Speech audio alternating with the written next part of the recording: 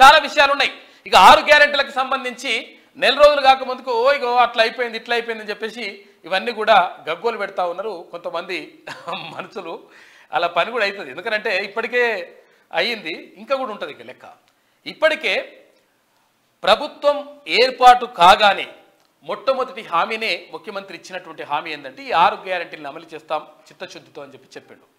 చెప్పినట్టుగానే వారం రోజులు తిరగకుండానే 2 గ్యారెంటీలు ఆల్రెడీ అమలైపోయినాయి. ఆ తర్వాత ఇప్పుడు ఏది 500 రూపాయలకు గ్యాస్ సిలిండర్ కానీ, తర్వాత 200 యూనిట్ల లోపు ఉచిత విద్యుత్ కానీ ఇది కూడా అందిస్తామని చెప్పేసి ఇప్పటికే ప్రకటించారు. దానిపైన కసరత్తు జరుగుతూ ఉంది.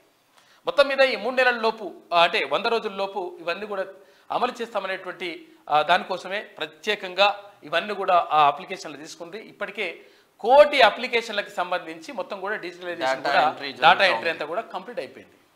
అంటే చిత్తశుద్ధి అంటే ఇట్లా ఉంటుంది. ఇక ఆయన చెప్తున్నాడు, రామన్న చెప్తున్నాడు, మేము ప్రచారం చేసుకోలే అంటుండు. ప్రచారం నువ్వు చేసినంత ప్రచారం కూడా చేసిండా? ఒక్కసారి గుండె మీద చేసుకుని చెప్పు ఒకసారి.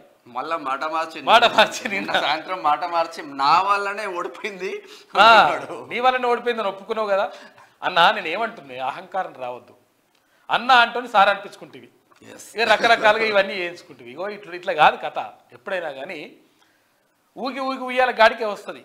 కాబట్టి 100% ప్రజలు బుద్ధి చెప్తారు. అహంకారం వస్తే నెత్తికొచ్చి కూకుంటే మిమ్మల్ని తీసుకొచ్చి బండకేసి కొట్టిండ్రు. ఏడున్నారు ఇప్పుడు? అవి అట్లుంటున్నట్టు లెక్క. నిరుద్యోగులు ఏం చేస్తారులే, వాళ్ళు ఏం పీకుతారులే అంటే పీకిరు కదా గడ్డి. చూసినావు కదా ఎట్లుంటుందో లెక్క. తీసి ఆడబెడితే నిరుద్యోగులు మీరే కూర్చున్నారు కదా ఇప్పుడు. అది జరుగుతుంది బరాబర్. కాబట్టి ఇక చాలా విషయాలు ఉన్నాయి. సంక్రాంతికి సంబంధించి రకరకాల విషయాలు మనం చర్చించుకోవాలి.